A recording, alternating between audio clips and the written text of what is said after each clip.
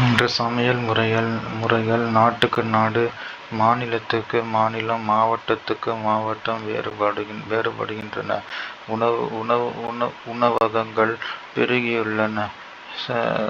சத்துக்காக அன்று சுவைக்காக உண்ணும் நடைமுறை மிகுந்திருக்கிறது. அட்டைப்பட்டிகளிலும் தாள் பைகளிலும் பதப்படுத்தி அடைந்த ஆயத்த உணவு வகைகள், விரைவு உணவுகள் வழக்கத்துக்கு வந்துள்ளன. நாகரிக வளர்ச்சி, பண்பாடு பரவல், இனக்கலப்பு, புதுமை என சுவை பூட்டும் ஆவலில் நோயை பெருக்கிக் கொண்டிருக்கிறோம். உணவே மருந்து என்னும் நிலை மாறி மருந்தே உணவு என்னும் நிலைக்கு தள்ளப்பட்டிருக்கிறோம். உண்டி முதற்கு உலகு என்பது நாம் அறிந்து, உணவு உடலுக்கு வலிமையை தருகிறது, வளர்ச்சி அளிப்பது, வாழ்க்கைக்கு அடிப்படையாக இருப்பதுடன் கொள்கைகள், பழக்க வழக்கங்கள், நாகரிகம், சமூக அமைப்பு, வாழ்க்கை தரம் முதலியவற்றிலும் மாறுபாடுகளை உண்டாக்க வல்லது. அஃது உடலையும் உயிரையும் வளர்க்கும் அமுதமாம். பசி வந்திட பத்தும் பறந்து போம் என்பது உலகறிந்த உண்மை. எனவே தான் பசியின் கொடுமை, பசிப்பிணி என்னும் பாவி என்ற மணிமேகலை காப்பியம் இப்பிணிக்கு மருந்து உணவே. ஆதலால் தான் உண்டி கொடுத்தோர் உயிர் கொடுத்தோர் என புறநானூற்றும் மணிமேகலையும் கூறுகின்றன. உயிர் உடலோடு கூடிய நிலையில் எப்போதும் புறச்சூழலோடு போராடி வருகிறது. அதில் வெற்றியடைந்தே உடல் நலமாகும். தோல்வி அடைந்தால் நோயில் முடியும். அந்நோயை தீர்ந்து இன்பமளிப்பதே மருந்து. திருக்குறளில் மருந்து என்னும் அதிகாரத்தில் உணவே மருந்தாகும் தன்மையை திருவள்ளுவர் தெளிவாக எடுத்துரைக்கிறார்.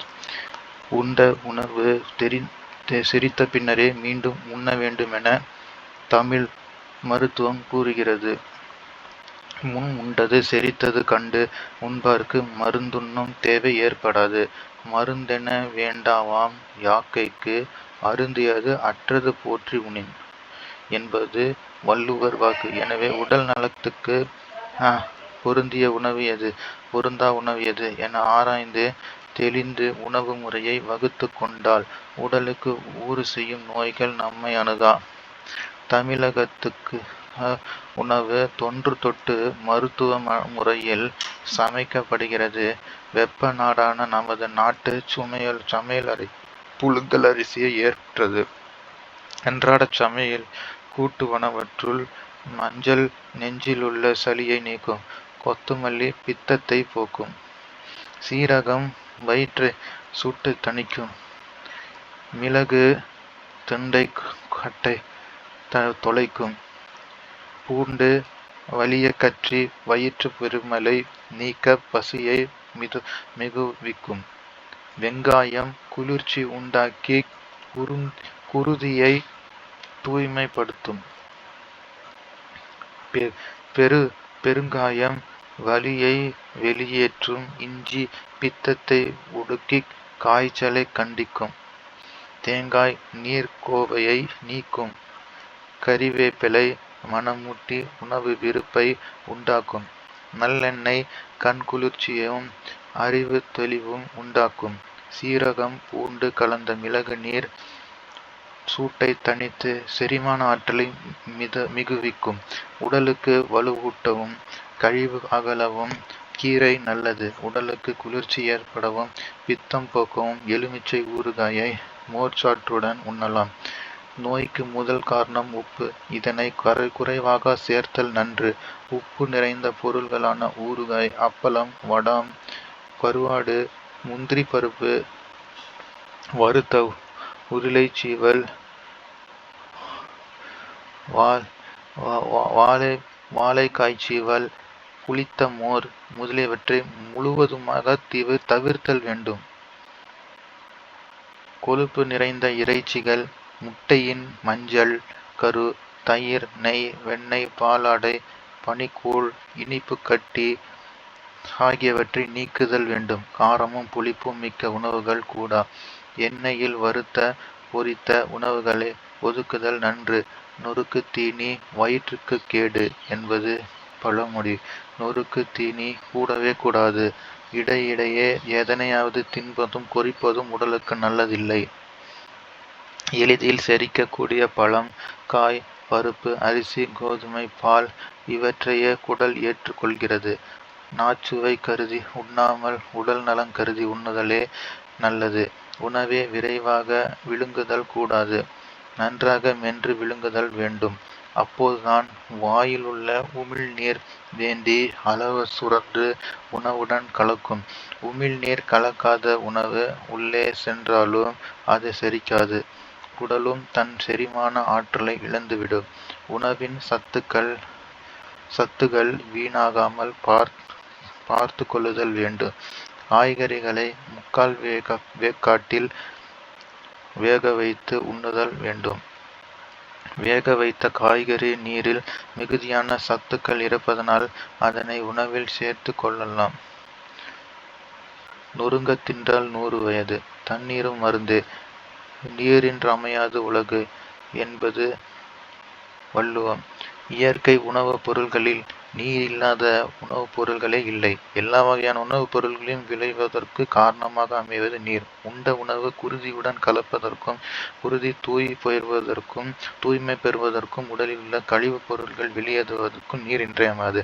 எனவே நீரை தேவையான நாளொன்றுக்கு குறைந்தது 3 லிட்டர் அளவுக்கு குடித்தல் உடல்நலக்கு நல்லது.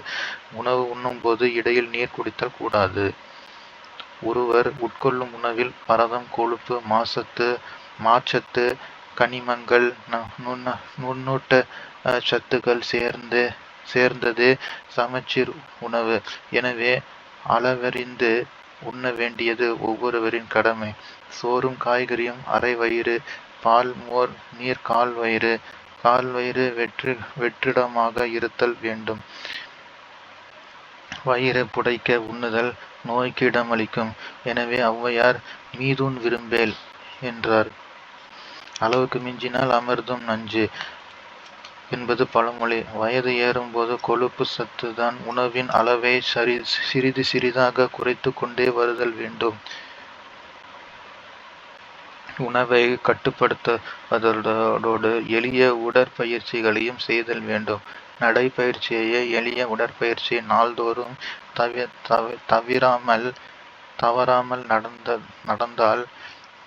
தவிராமல் நடந்தால் நோய் நம்மை விட்டு நடக்கும்.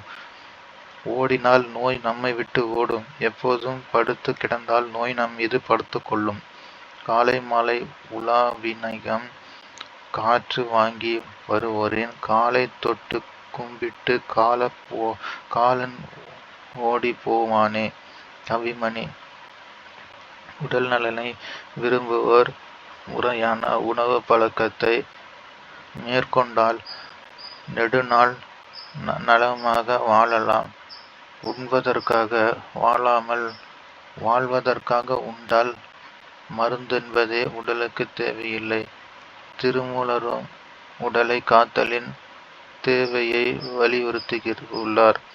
நாடு நலம் பெற நல்லுடல் பெற்ற மக்கள் தேவை.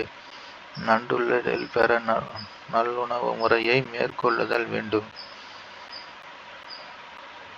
உடம்பார் அழியின் உயிரார் அழிவர் திடம்பட மெய்ஞ்ஞானம் சேரவும் மாட்டார். உடம்பை வளர்க்கும் உபாயம் அறிந்தே உடம்பை வளர்த்தேன் உயிர் வளர்த்தேனே. திருமூலர். அறுசுவையின் பயன்கள். இனிப்பு வளம், துவர்ப்பு ஆற்றல், கைப்பு மேன்மை, கார்ப்பு உணர்வு, உவர்ப்பு தெளிவு, புளிப்பு இனிமை.